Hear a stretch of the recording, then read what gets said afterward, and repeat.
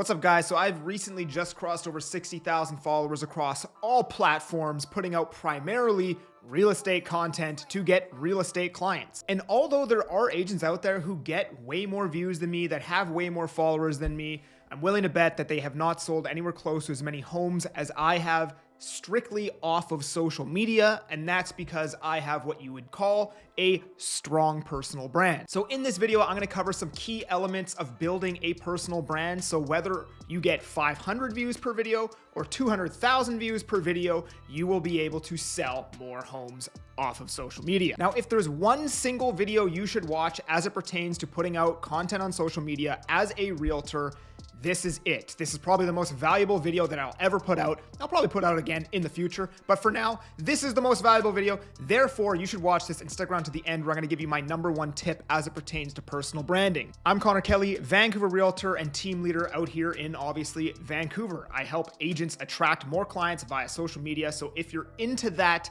subscribe to the channel, like this video. If you want to reach me, I probably have a way you can in my description. So the first aspect of personal branding is to understand that views don't necessarily equal influence. Getting a certain amount of views does not mean that you, for some reason, have influence over the viewers who watch those videos. Having the ability to influence the viewers' actions, because people aren't going to buy whatever you're selling unless you can influence them to do so. So understanding this, it is a lot better to focus on influence than it is to focus on views. However, I wouldn't necessarily say that you should focus on strictly influence, because there's ways that you can just do both. So the first way you're gonna build your brand to eventually have influence over the viewers watching your content is by having an opinion. Whenever I make a video about pretty much anything, whether it's informational, market update, property tour video, I will be sure to have an element in that video where I am giving my opinion on something. If it's just information or content, then there is nothing for the viewer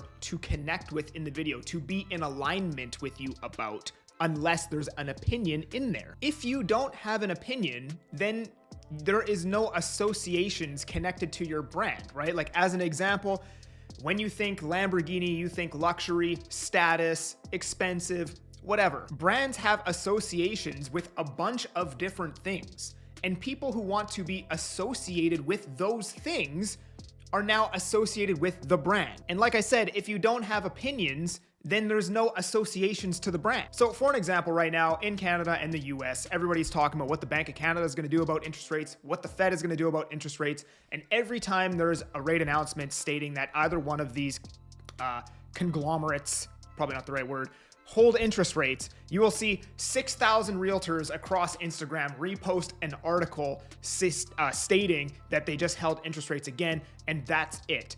And what they should be doing instead of that, because that doesn't do anything for the viewer, because everybody knows what the Fed and Bank of Canada is doing. Instead, they should have a green screen article, an article green screen behind them, where they basically say, hey, you know, Bank of Canada just decided to hold rates once again. This is now the 3rd time in a row. I expect that in 2-3 months, they're going to do blank, right?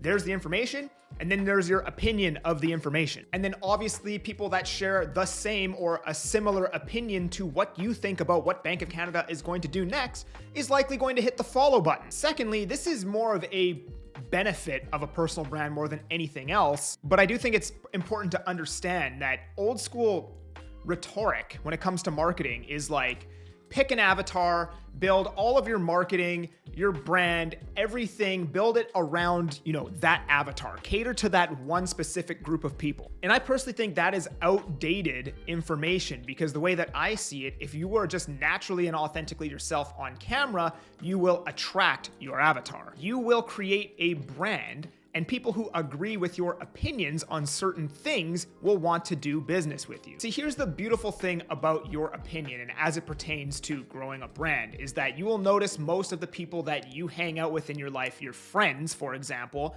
you pick them because you guys agree on most of the topics in life. You're likely not going to be friends with somebody who has an opposing opinion on literally everything across the board. So being yourself on camera and offering your opinion to the public puts you in a space where you have the opportunity to make the viewer be in agreement with you and align their own opinions with your opinions, thus almost making them like a friend. You are going to attract the people who are like you, who are like-minded, and share all the same opinions, which is the exact kind of person that you want to do business with. So I don't think you need to create this avatar and then change all of your marketing and fit it into this one box to attract that one person. I just think you need to be you. So to take this a bit further, I often see brand new agents being like, oh, I want to be a luxury realtor. Fair enough, and I don't want to talk you out of this, but you will notice that most luxury realtors also live a luxury lifestyle. They have a sports car, they wear a nice suit and tie, they have a Rolex watch, they have like Cartier shades or Versace shades or whatever. They live that luxury lifestyle. And that's probably why you're attracted to selling luxury real estate in the first place, because you see all the people that are selling it and you want to be associated with all of those things. And in my opinion, you'd be a lot better off selling whatever business comes to you right now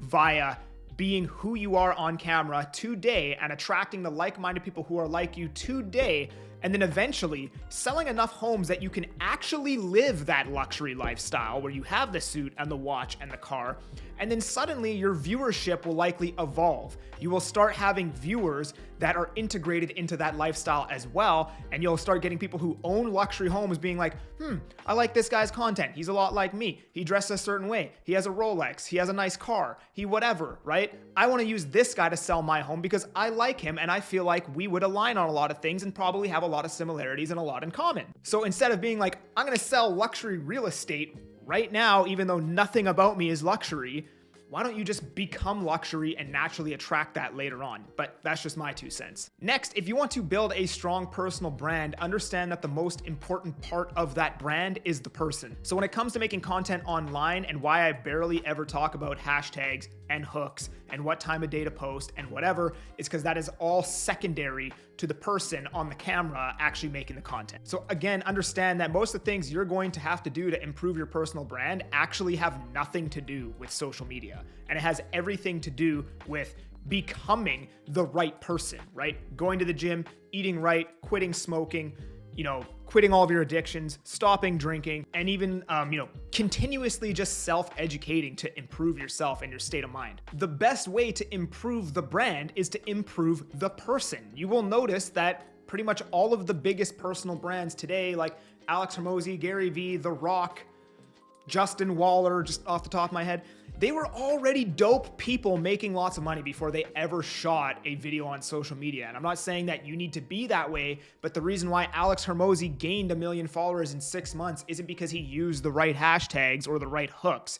He was just a dope guy when he started making the content. Now, lastly, the number 1 tip for building a personal brand is to tell your story. There is no better form of building a connection than telling a story, because there's going to be a lot of similar people who watch the video.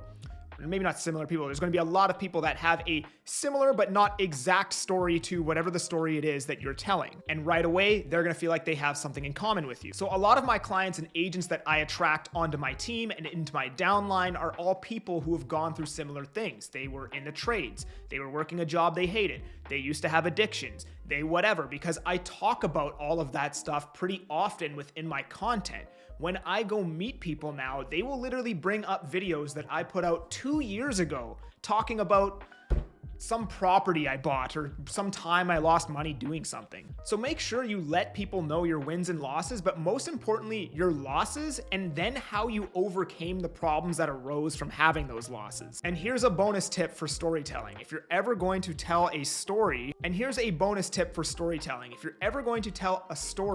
you kind of want the framework to be like this: story, lesson I learned from the story, so you can pass that lesson down to the viewer. Because if you just go story and then it stops there, it's going to come across self-serving. Like, why should I even listen to this guy? Why do I care about your story? So if you're offering the lesson you learned or the solution to the problem that you encountered in the story, well, now it's no longer self-serving. You're offering something. You're offering value. You're offering a solution. You're offering the lesson. So if you enjoyed this, subscribe to the channel for more of it. I don't see anybody else in the real estate space putting out content like this. I want to be the first to provide that missing middle content where it's self-development / how to get more business on real estate. So please subscribe, like the video. We'll see you on the next one. Peace.